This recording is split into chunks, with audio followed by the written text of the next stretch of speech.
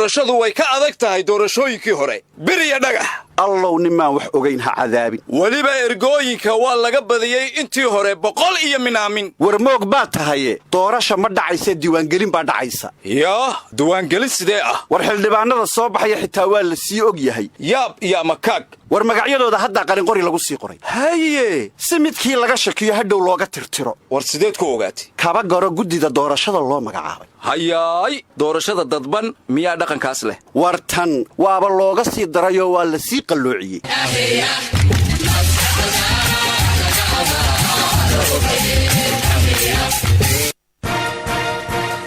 shabakada wararka kulmiye kulamana jirto kaamana jirto fidna ruux ka shaqeeya uma hayno war fiican isna kaa filimaayo foolxumo ruux u bareeray warsan inaad ka faafiso haddii aan falanqayno xumaantaad falkinayso ficilkaaga hadiidi bale intaadan faruurin marka hore ka fiirso waa waana kugu filan haddii aad wax fahmayso kulmiye kulamana jirto kaamana jirto si aad uga dhooftid garoonka diyaaradaha aadan cadde horey u mar Soomaali Suudanes Hospital oo iska baar coronavirus horena uga qaado shahaadada muujinaysa inaad ka badqabto COVID-19 ogsoonow shahaadada COVID-19 la'aanteed kama dhoofi kartid dalka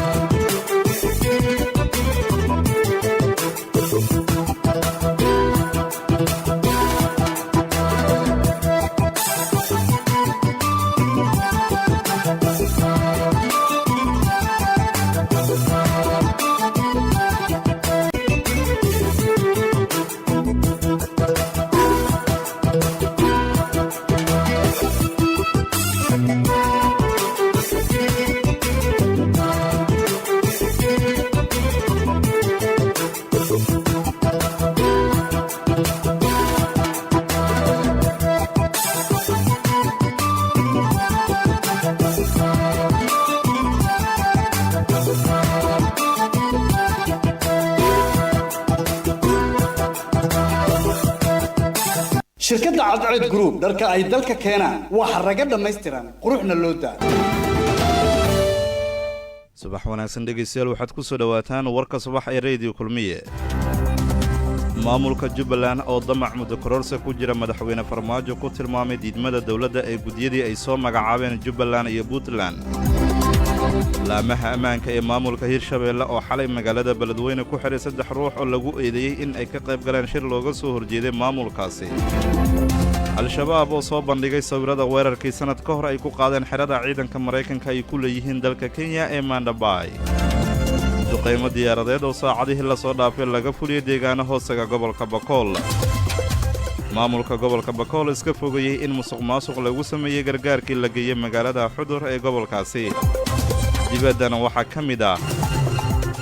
booliska Ruushka oo ka digaya dibadbaxyo maanta ka dhaca Moscow iyo senator Mareykan oo ka dalbaday dawladda Sri Lanka in aan la gubin meydadka muslimiinta ee u geeriyooda cudurka COVID-19 hormuud 4G LTE mobile internet berigaba ku shuba $20 oo hel internet unlimited ah kaasoon ka la ahaynin mudabbila hormuud 4G LTE goob kasta iyo goor walba Premier Wallet waa fududeeyaha ganacsiga lacag ayaa lagu soo diri karaa adna waad diri kartaa si fudud hadda kala soo deg Play Store-ka Premier Wallet waa axad taariikhda ay ku beegan tahay 11 bisha Janaayo sanada 2021 warka waxa soo saaray waryaheena Axmed Maxamed Ibraahim waxa diyaar la waryaheena Fardowsa Maxamuud Sahal waad mahadsantahay xasan maxamed aways bismillaahir rahmaanir rahiim subax wanaagsan dhageystayaal kusoo dhawaada warka raadiyaha kulmiye oo faahfaahsan maamulka Jubbaland ayaa damac muddo kororsi ah oo ku jira madaxweyne Farmaajo ku tilmaamay diidmada gudiyada ay soo magacaabeen maamulada Jubbaland iyo Puntland sida uu warbixinta warkaan inoogu hayo wariyaheena Farxaan Maxamed Xuseen Cabdi Xuseen Sheekh Maxamed wasiirka warfaafinta ee maamulka Jubbaland oo la hadlay BBC-da ayaa wax laga xumaado ku tilmaamay guddigii doorashada ee maamulkiisa ay soo magacaabeen in dawladda federaalka Soomaaliya ay ku tilmaantay mid baalmarsan shuruucda dalka u yaala wasiir Cabdi Xuseen ayaa shaaca ka qaaday in dawladda federaalka Soomaaliya guddigii doorashooyinka Jubbaland iyo Puntland ay la micno tahay dheersiga kursiga madaxweynaha iyo in laga fogaanayo qabsoomida doorashada guud ee dalka inta wuxuu ku daray hadalkiisa in maamulkiisa ay taageersan yihiin shirka uu ku dhawaaqay madaxweyne Farmaajo kaasi oo ka dhici doona magaalada Dhuusamareeb ee gobolka Galgaduud taasi waxaan u malaynayaa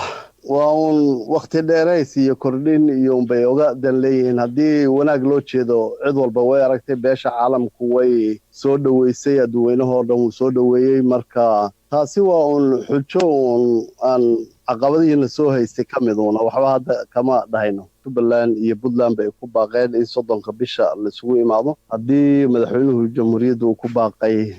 in shirka la isugu yimaado 1 ilaa 3 waa shir ay loo baahnaa in mar hore la qabto oo soo daahay aan u arkayn in mar hore xalka la raadiyo marka anagu positive baa u aragnaa inta wuxuu ku daray hadalkiisa in maamulkiisa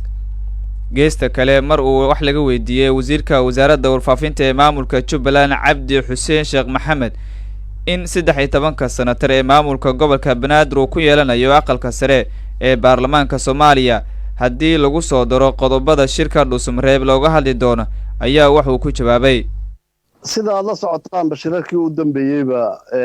dawladda federaalka iyo dawlad goboleedyada markay ka qayb galayeen way soo raacayeen uu ku casuumay madaxweynuhu gudoomiyaha gobolka Banaadir sida qoraalkii ku qornaa madaxweynaha federaalka uu soo qoray ku saabsanaa shirkan la isugu tagayo inaad xasuusatay moogay waxa ku qoran in laga wada hadlayo shirkii September 17 la kuma una soo darin arrinka senatarada ee uu saxiixay mar haddii uu ku soo darin qodobo ku jira ma aha haddii uu ku soo dari lahaa waan laga hadli lahaa ma aragti waa laga dhiban lahaa laakiin hadda kuma ba jiraan de waxa uu kaliya hadda keenayo ama laga wada hadlayo waa September 17 wixii shirkii dhacay iyo qodobadii ka soo baxay technically sidii loo hirgelin lahaa ama maxaa la yiraahdaa ay u fuli lahaayeen caqabadaha haysta looga wada hadli lahaa marka taasi kuma aynan jirin 13 xubin ee uu madaxweynuhu ku dhawaaqay haddii lagu soo daro laakiin kulli sharciyan ma aha in uu yiraahdo September 17 ba laga hadlaya haddana 13 meesh soo dhigay waa isburin weeye marka taasi de way caddahay laba hadal oo isla lahayn bay noqonaysaa shirka Dhuusamareeb ka dhacaya ee looga hadlayo xaaladda xalka gaaridda doorashada guud ee dalka ayaan la ogeyn inuu ku dhici doono waqtigiisa oo ku beegan 3 bisha soo socota waad mahadsantahay Farxan lamaha ammaanka maamulka Hirshabeelle ayaa xalay magaalada Beledweyne ee xarunta gobolka Hiiraan waxa ay ku xireen 3 ruux oo ay ku eedeeyeen in ay ka qayb galeen shir looga soo horjeeday maamulka oo ka dhacay Beledweyne sida uu warbixinta warkan ku soo jeedinayo wariyaheena Hanad Maxamed Karaama wararkan ka heleyna magaalada Beledweyne ee xarunta gobolka Hiiraan ayaa waxay sheegayaan in xalay ciidamo ka marqaata madaxweyne ku-xigeenka maamulka Hirshabeelle Yuusuf Axmed Hagar Yuusuf Dabageed ay xabsiga dhigeen ilaa 3 qof dadka xalay la xiray oo mid ay dumar tahay ayaa lagu eedeeyay inay ka qayb galeen kulan looga soo horjeeday madaxda cusub ee maamulka Hirshabeelle kaasi oo shalay lagu qabtay magaalada Beledweyne ee xarunta gobolka Hiiraan 3 qof ee xalay lagu xiray xabsiga dhexe ee magaalada Beledweyne ayaa lagu kala magacaabay Cabdiraxmaan Xuubey Xasan Habi iyo gabar magaceeda lagu soo koobay Ruun sida ay noo xaqiijiyeen ilal xogoogaal ah ciidamada ammaanka ee ka howlgala magaalada Beledweyne ayaa muddooyinkii dambe baacsanayay dadka ka soo horjeeda madaxda cusub ee maamulka Hirshabeelle waxaana la diiday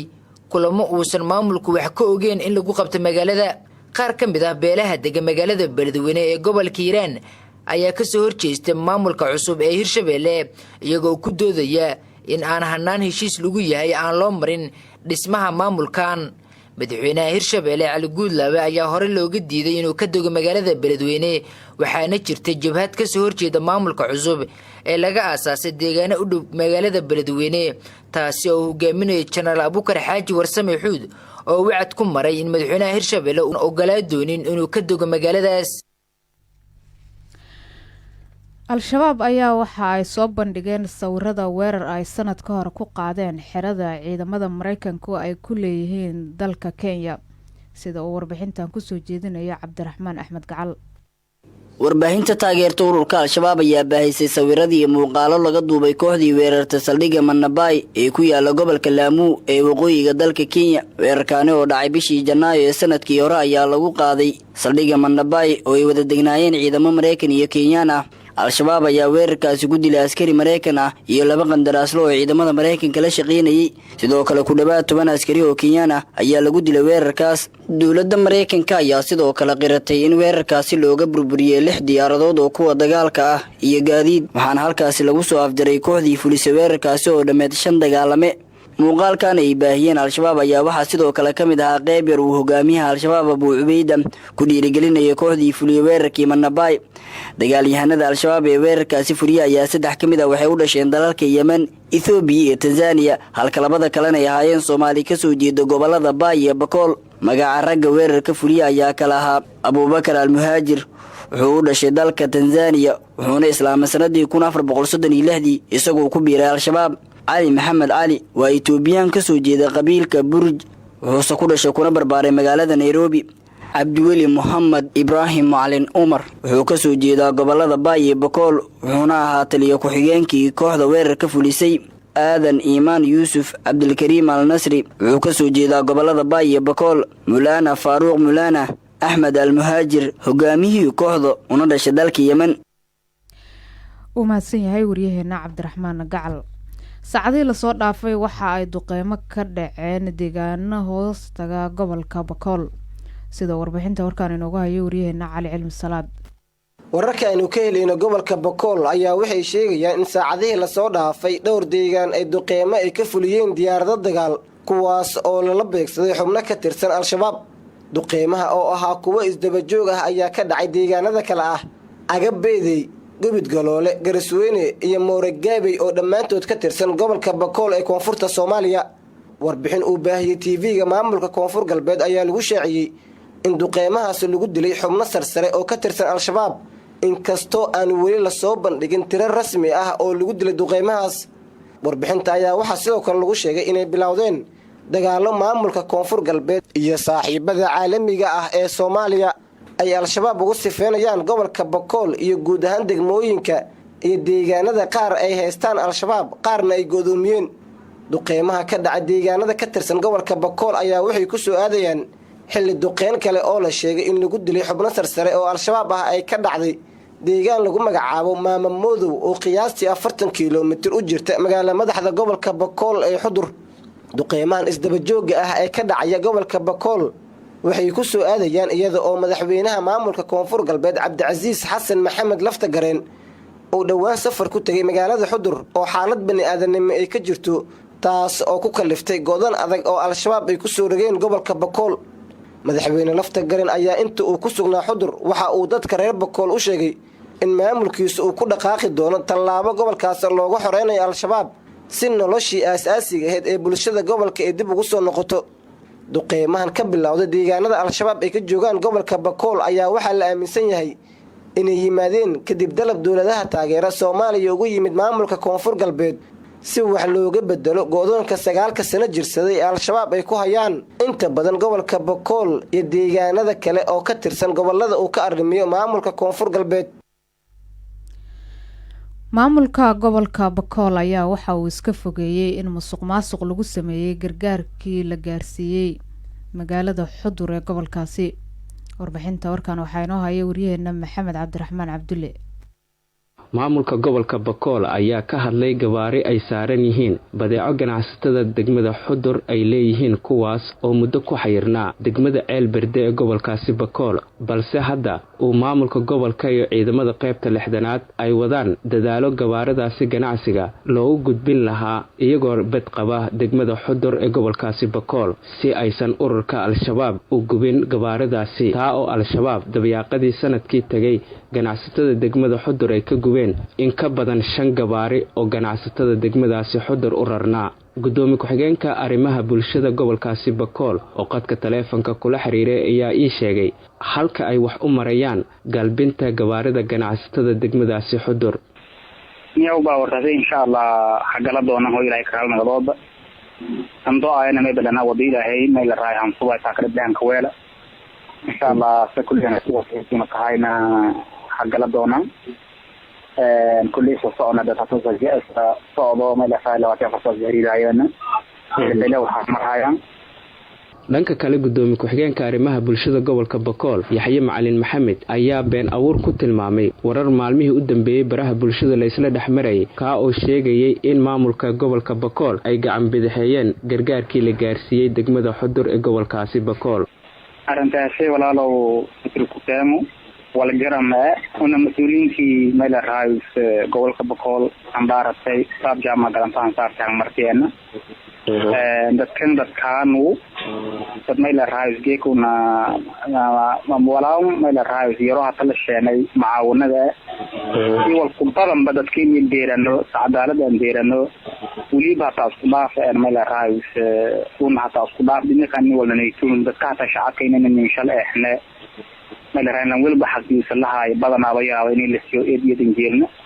wala ma baarna taal galantaan jirinaan yo don wala warkaasay dadka sheego kulay oo runtashiir isku balinay ee ku tirkutaan yaa ka walaalo Maxamed Cabdiraxmaan Radio Kulmiye Baydhabo warka subaxnimo ee Radio Kulmiye ayaad la socotaan wali dhageystayaal warshada isbuunyada Dubai kaalayo u doono joodariyadii u dambeeyo hurdada kuugu baxayso booliska dalka Raashka ayaa saako axad waxay soo saareen digniintii ugu adkeyd ee shacabka dalkaasi ay ugu hanjabayaan in aysan ka qayb gelin dibadbaxyada xubnaha mucaaradka ee wadankaasi ay ka abaabulayaan kuwaasi oo lagu dalbanayo in lagu sii daayo hogaamiyaha mucaaradka ee dalka Raashka Navalny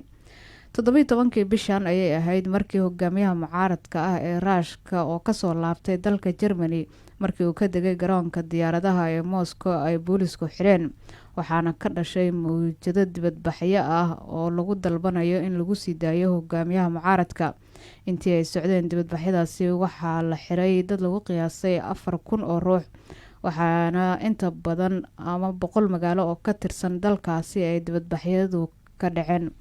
booliska ayaa waxa ay sheegeen inaysan ogolaan doonin in mar kale dibadbaxyo xasilooni darro ay ka dhacaan Raashka aqalka Kremlinka ee dalka Raashka ayaa hogaamiyaha mucaaradka Navalny waxa uu arkaa inuu yahay shaqsi khatar ku ah dowladda madaxweyne Vladimir Putin ugu dambeyntiina senatarka dimuqraadiga ee laga soo doorto gobolka Maryland ee dalka Mareykanka Chris Van Hollen ayaa waxa uu dalbaday ama ka dalbaday dowladda Sri Lanka inaysan gubin meydadka dadka muslimiinta ee u geeriyooda cudurka COVID-19 loona ogolaado dadka muslimiinta in iyagu ay duugtaan meydadkooda iyaga oo maraya shariicada Islaamka warqad oo u diray safaaradda Sri Lanka ay ku leedahay Washington ayaa waxa uu sheegay in Mareykanku uu ka walaacsan yahay siyaasadda guusta meydadka dadka u geeriyooda fayraska corona warkii subaxnimo oo dhageystayaal aad kala socoteen Radio Kulmiye oo naga inta